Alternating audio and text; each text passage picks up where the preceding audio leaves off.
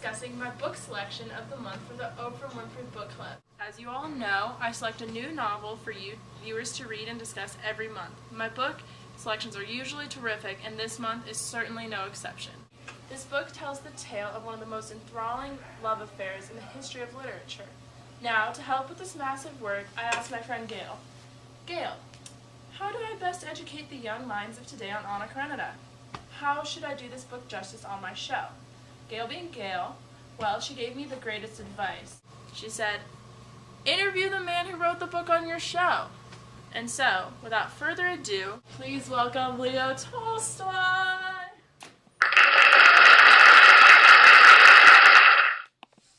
A pleasure, Oprah. Oh, the pleasure is all mine. I'm glad you accepted my invite. It's a bit of a hike from Russia, but how could I say no? This also gives me an opportunity to see the West a bit. Being in Chicago, I gotta be honest, my firm belief that Russia should not assimilate has only been confirmed so far. Sorry to hear that. You have to admit, plane travel sure beats those damn trains, though. Certainly. Now tell me, Leo. Please call me Tolstoy. Alright. Tolstoy. In selecting Anna Karenina for my book club, translators Richard Pierver and Larissa Volonkonsky have skyrocketed to fame. The book itself is already so esteemed, though. This is merely another honor amongst the millions of acclaims it has already received. What do you hope to get out of this book being selected for my book club?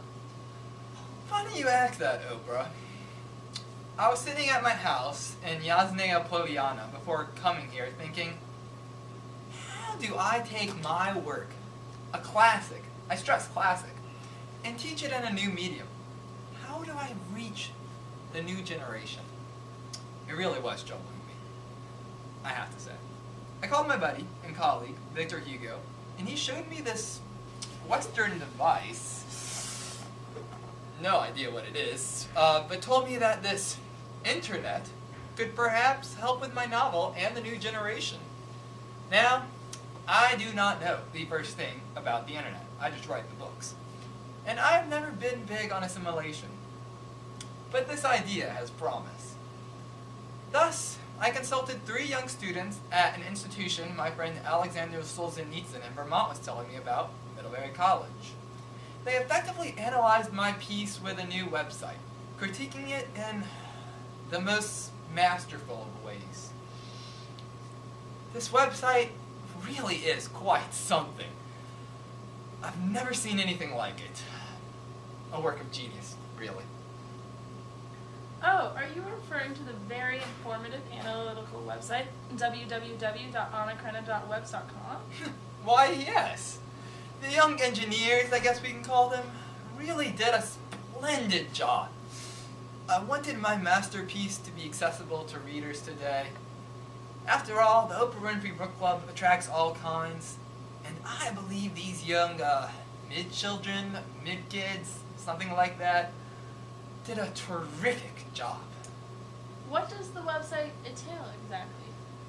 Oh, I really feel they could do a better job describing that. Well, luckily, Tolstoy, we have them live from Middlebury College.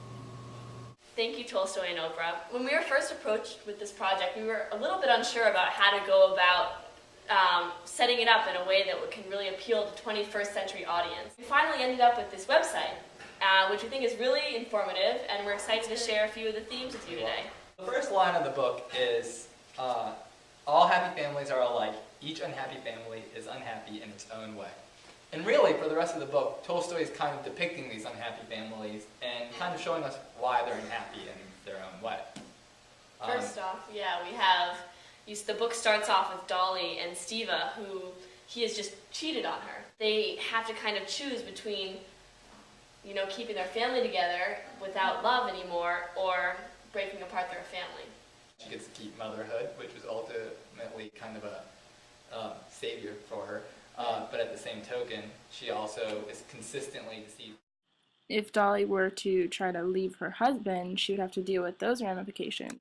Deal with breaking up a family, which Anna ultimately chooses to do. Family is such a strong pillar in Russian society. Tolstoy doesn't feel, and this ties back to our theme of vengeance versus forgiveness, the epigraph, vengeance is mine, I shall repay it.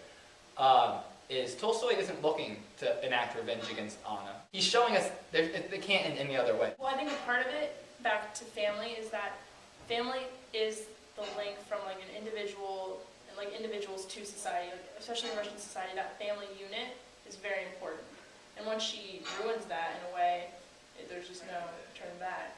When she turns her back on motherhood, that's when you really see her own self-destruction. One of the relationships we haven't talked about yet is Levin and Kitty. When Kitty first has her child, it's interesting that Levin doesn't immediately feel attached to it. Levine's ability to love that child when he realizes that he lives for more than just himself, when he's able to realize that there's more to just him in this universe. Another very important theme is forgiveness. Does Tolstoy forgive Anna? And it also begs the other question, does Karenin even forgive Anna? Because, you know, she's on her deathbed and he believes that she's going to die, but when he forgives her, is he doing it out of just self-interest? And when Vronsky shows up at their house, and that's the one thing that he was kind of not okay with Anna's adultery, but accepted it in a way. As long as society didn't know. Right, but when Vronsky shows up, that's when he's like, all right, nope.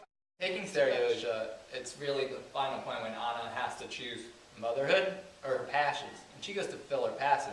Breaks up the family unit. Ultimately, that's how it leads to her death. It's not, you don't find yourself asking, why did Tolstoy choose to end Anna's life? You find yourself asking, why'd she have to die? And you know she has to die, because when you're reading this, what other thing, there's no other way for her. There's no happy ending for Anna.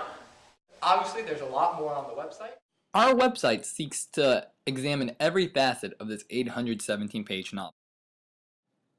On our page about relationships, we examine different relationships between characters and also the relationship between Moscow and St. Petersburg. On our quotes page, we pick out some of the more revealing and significant quotes in the novel and give brief analysis. On our About Tolstoy page, we give a brief biography on Leo Tolstoy. More importantly, we examine how events in his life influence Anna Karenina. Most importantly, his relationship with Sonia and how it correlates with the characters of Levine and Kitty.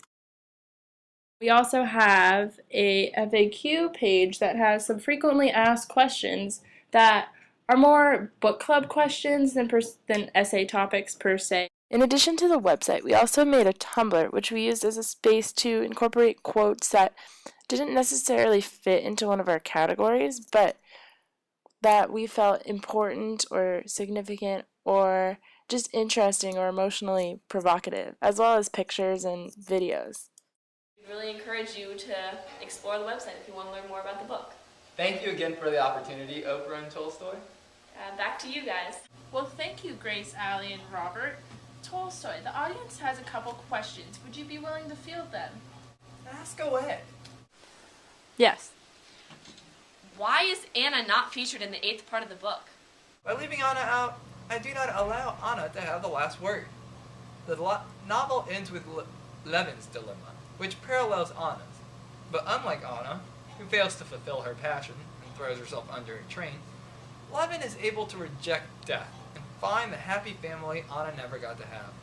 I am both not allowing Anna to be a martyr and emphasizing how she and Levin are in many ways a foil to one another. Yes. Does Anna actually care for her son, Seryozha?